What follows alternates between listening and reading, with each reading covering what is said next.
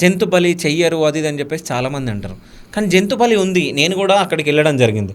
So అంటే జంతు బలి ఎందుకు చేస్తారు అక్కడ? చిన్న చిన్న మేకలను కట్ చేస్తారు అక్కడ.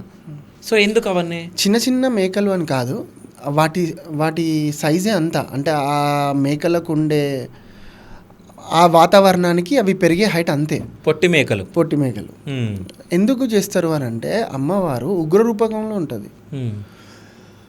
సింపుల్గా అందరికీ అర్థమయ్యేటట్టు చెప్పాలనంటే, ఏ స్త్రీ తన బిడ్డకు రక్తం చిమ్మియకుండా జన్మనిస్తుంది? ఎవరు ఇయ్యరు. మేము కూడా అదే నమ్ముతాము.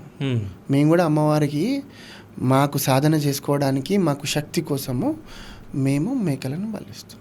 మేకలను కానీ దున్నపోతులను కానీ అక్కడ బలియడం జరుగుతుంది. మీరు చెప్పింది అర్థం కాదు, మళ్ళీ ఒకసారి రిపీట్ చేయండి. ఏ తల్లి తన బిడ్డకు రక్తం చిందియకుండా జన్మనిస్తుంది? ఎవరు ఇయ్యరు. అలాగే మేము కూడా రక్తం చిందించి మా అమ్మను మాకు సొంతం కావాలని సాధన చేస్తూ ఉంటాం. అంటే ఇప్పుడు అమ్మవారు మీకు పుట్టింది అన్నట్ట?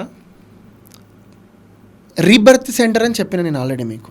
రీబర్త్ ఎవరు? మాకు రీబర్తింగ్ కోసము, మేము చేసే సాధన కోసము, మేము చేసే శక్తి కోసము మేము అక్కడ మేకలను బలిస్తాం. ఓకే, అంటే అది అట్లా జరుగుతుంది కాబట్టి మేము ఇట్లా చేస్తాము అని అంటున్నారు మీరు. అంతే కదా. అంటే ఇప్పుడు మీది రీబర్త్ అక్కడ జరిగింది. మాకు రీబర్త్ అదే, రీహాబిటేషన్ సెంటర్ అదే, ఈచ్ అండ్ ఎవ్రీథింగ్. మీరు మనిషిలాగా పుట్టిరా?